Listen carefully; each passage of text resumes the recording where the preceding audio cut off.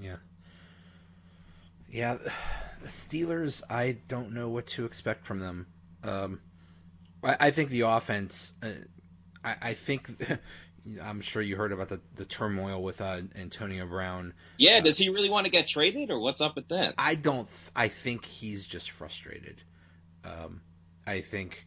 I'm not sure what's going on in his head or what's going on because there have been so many incidents lately where he is just uh, he's just not well. So, but I think with all the turmoil that's going on, I think they're going to want to show that they could bounce back. So I think the offense will be okay. And I mean, really, that's one thing is the offense has been just fine for the Steelers so far, but the defense has been a disaster.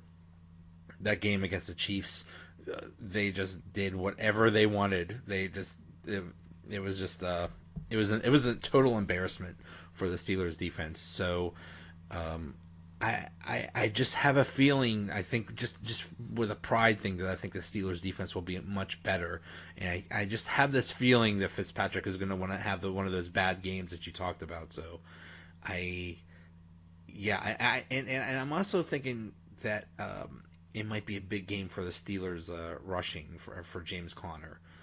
I could see them pounding out a lot, getting a lot of yards on the run. So. Uh, I'm thinking the Steelers are going to come out with a win just because they're due. How do you think this is going to go? Yeah, I think it's going to be a more of a not like a 50-point shootout, kind of like what you saw with the Bucs in Week 1 and the Steelers last week as well. I actually agree with you. I think the Steelers are pretty much desperate. Is that would you say desperate? Like this is a must-win kind of game?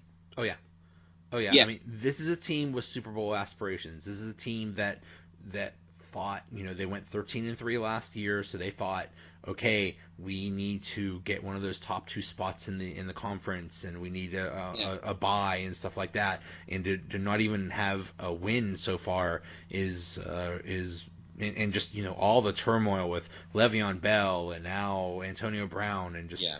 all the turmoil and the defense is just they're just so much up in the air right now. So they really. I have a theory that if they don't win this game, the entire season might be a disaster. They might just implode. So this is definitely a must win game for them. Yeah, that's a that's a scary thought to think Yeah. that the whole thing can implode with everything that was expected of them.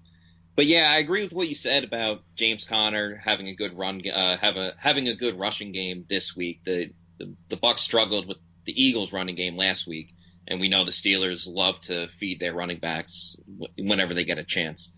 I I think it's going to be close, but I do think just because the everything for the Bucs has gone so well and everything for the Steelers has gone so bad that things got to kind of start leveling out and reach the middle. So I think I'm Right. actually going to go with the Steelers as well in a high scoring game. I'm going to say something like 34-30. The Steelers Oh, take it, but I think it will be close. I don't know if my heart can handle that, especially on a Monday night, and then I gotta go to work early Tuesday morning. Oh boy. Um, yeah. I mean, that's unfortunately I could totally see that happening because this with the Steelers defense, it could be a shootout, and it's, the last team that has the ball could win. So, and Yeah, another thing that's I think scary is the Steelers kicker Boswell is in a major slump, and we've never seen that from him. So, he like, the Steelers could have won that Cleveland game if he just made a field goal. So, yeah. and then he missed a field goal in the Chiefs game. So if he's not going, that does not bode well for the Steelers because they won many games last year uh, just on a last second field goal. So if he's not going, that's definitely not good for the Steelers. Yeah, and the Bucks, of course, have their own history of nightmare kickers, Oh, going back from Roberto Aguayo, who they picked in the second round, the second round for a kicker, and yeah, with the team, and they got Chandler Catanzaro this season. He played on the Jets last year, and he hasn't really been great either. He missed a field goal, and yeah, he missed a field goal in the New Orleans game, and he missed an extra point in last week's game against the Eagles. So I think both teams are kind of, whenever their kicker lines up to kick a field goal or an extra point, they got their hand over their eyes, but their fingers are split apart, so they kind of just peek. And I think it's going to come down to which defense can actually get a stop. Yeah. All right. Matt Matera, you are at Matty4_Matera2 on Twitter, contributor for the Pewter Reports. Thank you so much. This is great stuff. Hey, I appreciate you having me, man. This is a lot of fun. Okay, now to talk about fantasy football and DFS. Returning to the podcast is Kyle Senra. He is at Nyama_KS on Twitter. He's a writer for Going for Two, Full Press Coverage, Flurry Sports, Dynasty Dads. He is a musician at Nyama Sound, and they have a new album out called Nyama Sound EXP that's available. You could, if you look on his Twitter handle, you could find that. So, Kyle, how you doing? I'm doing really good, Joe. How about you? Doing all right. Thanks. Okay, so we're 2 weeks into the NFL season. What do you think is the biggest surprise so far that you've seen? I think one of the biggest surprises for me personally was just how good the Chiefs' offense has been. Yeah. Uh-huh. I was a little hesitant about Mahomes. Yeah, fortunately, you had to find that out the hard way. But I was talking with a friend, and he seemed pretty convinced that the Chiefs would be a top 10 offense in the league. Like, it was going to be a no-brainer. And I wasn't quite so sure. I was hesitant, and now it appears I might have been wrong about that. I know it is sometimes a little early to make these sort of projections for the whole season, but so far the offense is performing extremely well. He looks absolutely amazing, and it might be a bit of a mirage because I'm not sure how the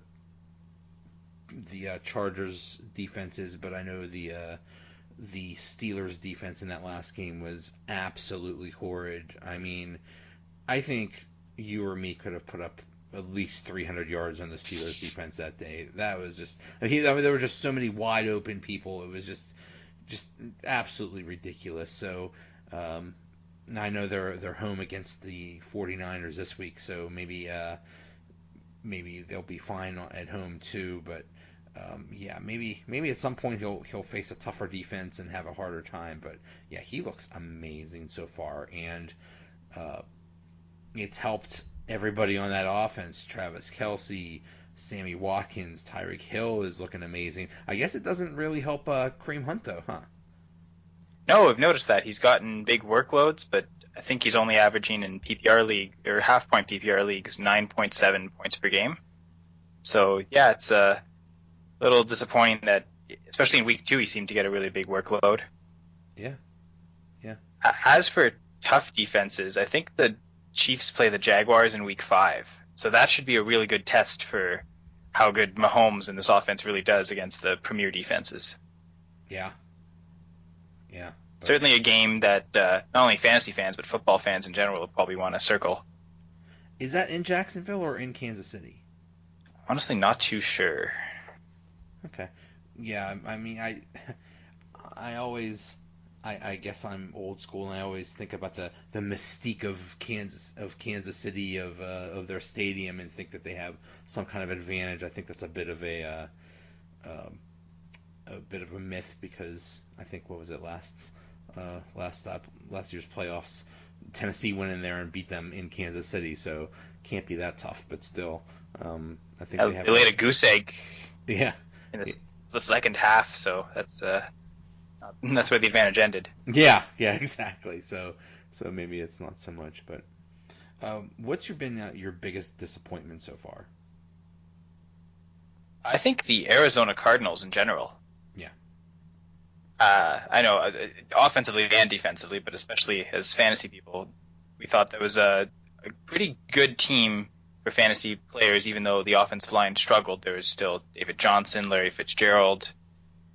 Bradford has been productive when healthy the last couple of years, so it just seemed like that would all kind of come together a bit better than it has. Totally weird.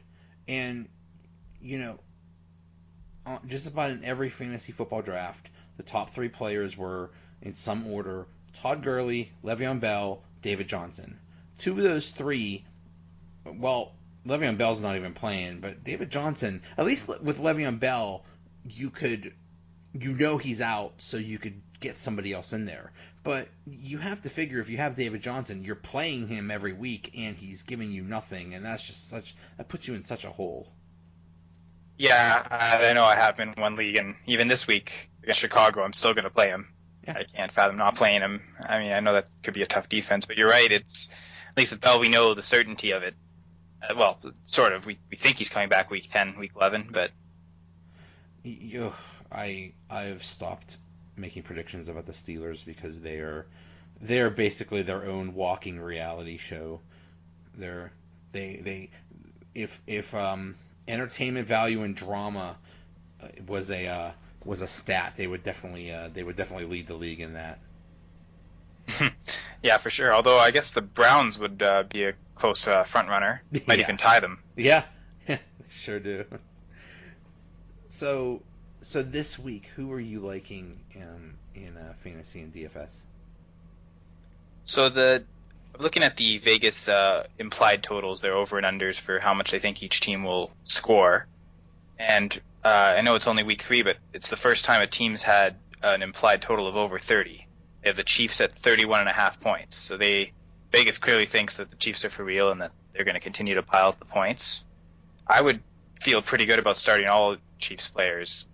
I know Kareem Hunt struggled, but especially he's probably a first or second round pick. You kind of have to start him. Should be a good match. Eventually, he's gonna find pay dirt and get touchdowns. Yeah. But I think Tyreek Hill, Kelsey are obvious starts. Mahomes at this point might almost be an automatic start. I think Watkins is going to be a good play this week. Yeah, he looked really good against the Steelers, and it seemed like they made an effort to get him involved. So, yeah, that's good. I wasn't really high on Sammy Watkins at the beginning of the season, but he's looks like he's pretty good so far. Yeah, I think this offense is just going to create opportunities for everyone to produce. Yeah. Who else do you like? I like the Patriots and the Vikings as well. I think the Patriots had a really tough matchup last week, and it showed. They had a tough time moving the ball, but I think most players should rebound. Normally in DFS, I don't advise taking Rob Gronkowski. Normally you have to pay too much. I noticed on Yahoo his price went down a little, and I think he's got a good matchup against the Lions. This is a week where I would come in and I'll be playing Gronk this week. So I think, obviously in fantasy, you'd start him, but I think starting the other receivers like Hogan and Dorsett would be a really good idea. I know people might think Josh Gordon.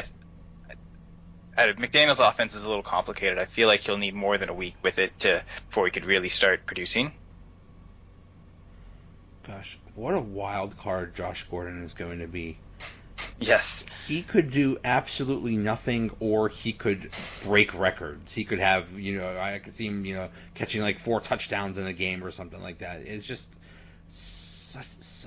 who knows? Yeah, just so unpredictable as to how that's all going to shake out. It's just amazing. Yeah, the wide range of possibilities. Could be the most polarizing player ever. Yeah. I saw in one of my, because I have him on one of my teams, and there was a thing that came up that said Josh Gordon is being dropped by thousands of people. Like, why would you drop him? Like that makes no sense. At least see what he can do.